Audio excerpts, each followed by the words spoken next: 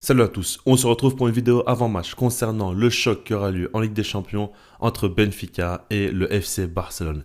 Et oui, les choses sérieuses commencent. On est au mois de mars et les matchs à élimination directe en Ligue des Champions commencent. Je vous cache pas que la pression monte, alors ok, le Barça est tombé sur Benfica, ça aurait pu être par exemple le Paris Saint-Germain, donc beaucoup plus compliqué sur le papier. Mais quoi qu'il arrive, il ne faut pas non plus trop juger l'adversaire de par son nom ou de par ses performances récentes. En Ligue des Champions, quand tu es dans des matchs à élimination directe, c'est toujours difficile.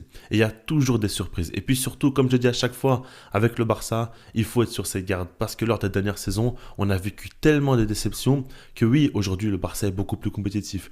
Oui, les joueurs sont d'un autre niveau, tout va beaucoup mieux, mais ce n'est pas pour autant qu'on est sorti totalement de la crise sportive.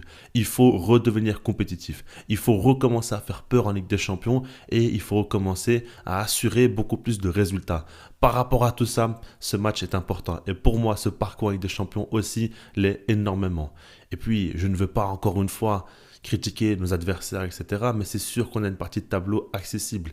Il faut viser les demi-finales au minimum. Mais pour ça, il faudra se donner à 100%. Pour ça, il faudra être fort sur le terrain. C'est aussi simple que ça.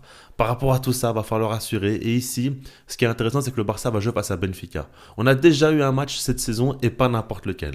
Un match stratosphérique, l'un des meilleurs matchs de la saison.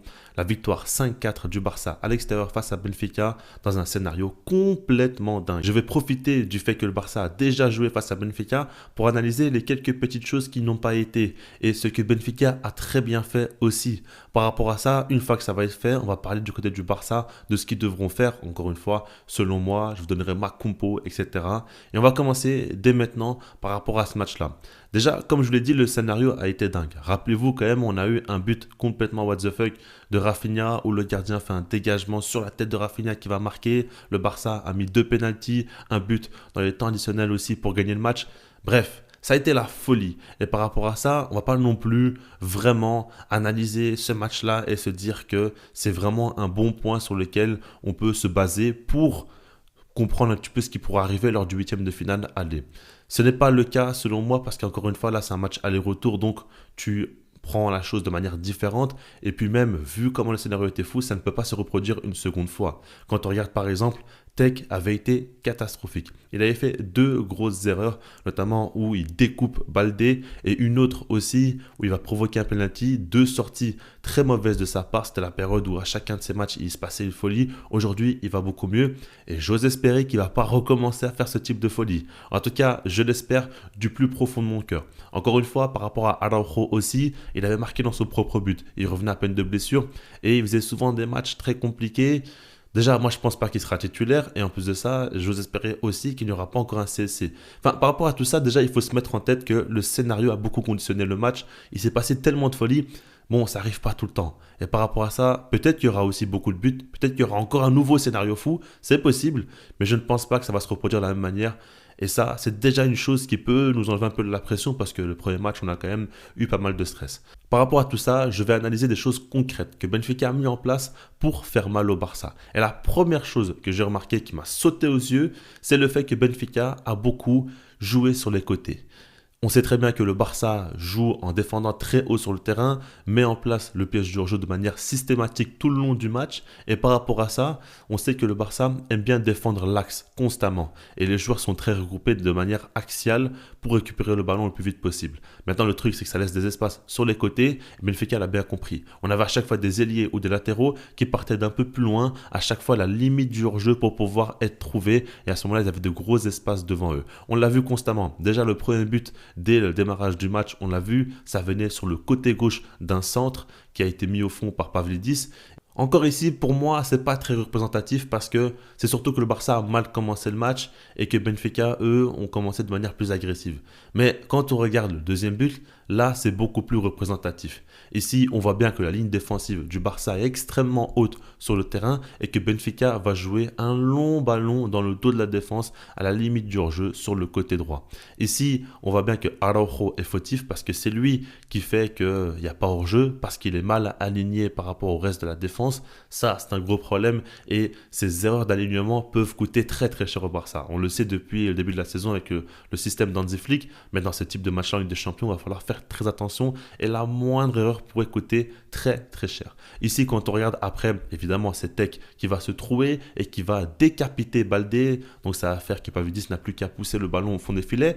Mais ce qu'il faut retenir surtout, c'est ce qui s'est passé avant. Parce que, ok, Tech a fait une grosse erreur, mais Araujo aussi a fait une grosse erreur. S'il était bien aligné, ce but n'aurait pas compté. Ça, il faut se le dire. Et puis, encore une fois, on voit que Benfica aime bien utiliser la largeur face à la défense du Barça et ils arrivent à faire mal comme ça. Sur le troisième but, c'est encore une fois la même chose. Quand on regarde, c'est un excellent ballon donné dans le dos de Baldé sur le côté droit, encore une fois. Et à ce moment-là, c'est encore une fois Tech qui va sortir et qui va se rater, ce qui va faire que le Barça va concéder un penalty. Mais encore une fois, si on regarde en arrière, c'est parce que Benfica a su faire mal sur l'utilisation de la largeur et à chaque fois, c'est comme ça qu'ils ont marqué. Ils en ont mis 4 des buts et sur les 4 buts, il y en a 3 qui ont été mis de la même manière en jouant sur les côtés, à chaque fois en faisant mal de cette manière-là. Donc on comprend bien que c'est un plan qui a été mis en place par Benfica et qui vont certainement reproduire face au Barça. Je pense que Benfica part du principe où le Barça a des failles défensives et donc ils veulent appuyer là-dessus. Ils veulent faire mal au Barça et réussir à marquer en utilisant ça à leur avantage. Et c'est un bon plan, on voit que ça a fonctionné. Si le Barça n'avait pas fait un match héroïque, ils auraient clairement pu gagner eux de leur côté et ça il faut le retenir. Maintenant, par rapport à tout ça, justement, évidemment que le Barça aussi a su faire très mal.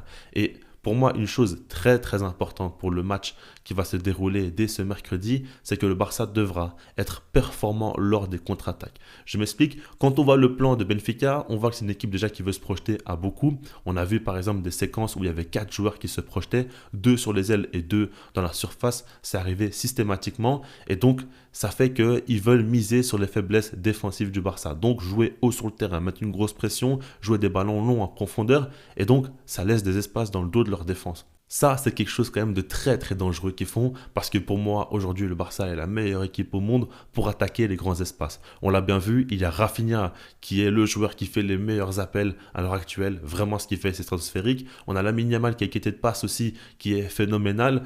Il y a beaucoup d'espoir, de motifs en tout cas, de pouvoir y croire. Et donc par rapport à ça, évidemment que le Barça doit utiliser les grands espaces à son avantage. C'est ce que le Barça fait de mieux. Je l'ai toujours dit, les attaques rapides comme ça, vraiment, c'est hyper bien mis en place. C'est hyper fluide. Les jeux en triangle, l'appel du troisième homme, etc. C'est vraiment hyper bien mis en place. Donc par rapport à ça, il faut continuer là-dessus. Il faut se dire que Benfica va essayer de faire mal à la défense du Barça et donc va laisser des espaces dans le dos de leur défense à eux aussi. Et donc, il faudra en profiter.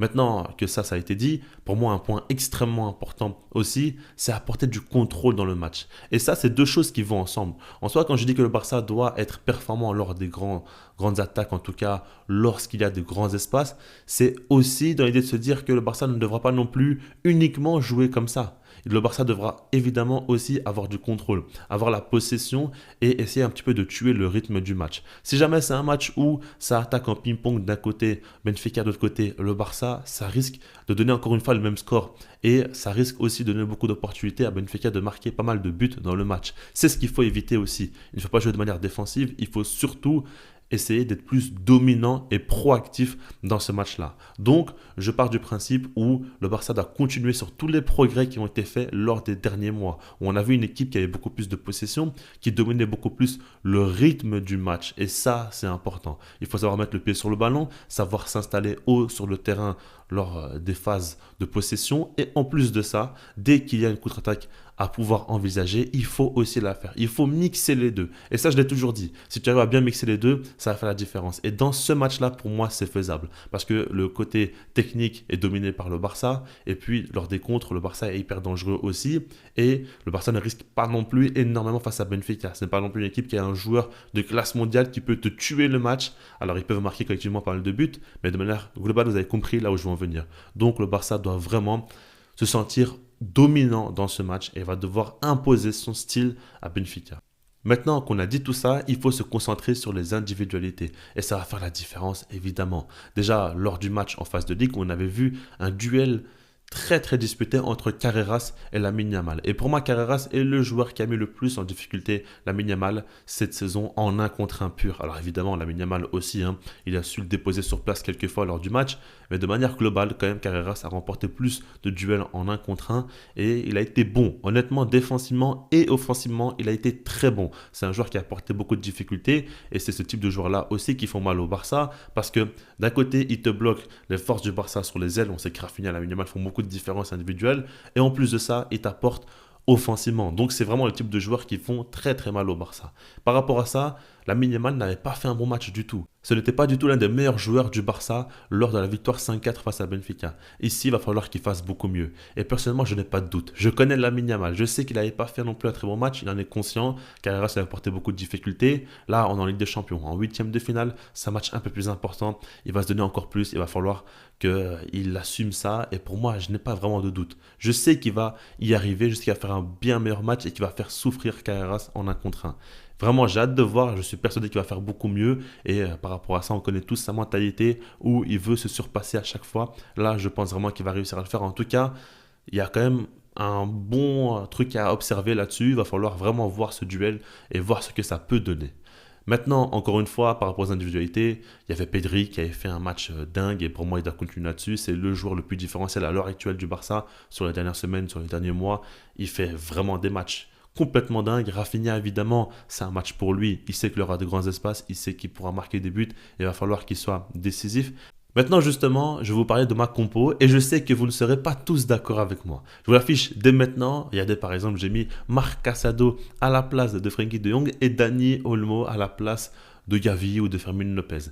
Je vais m'expliquer. Déjà, ce qu'il faut prendre en compte, c'est que pour moi, la base ne doit pas changer. Quand on regarde, par exemple, Tech, en ce moment, il ne cesse de jouer. Donc, évidemment, que c'est lui qui doit être titulaire.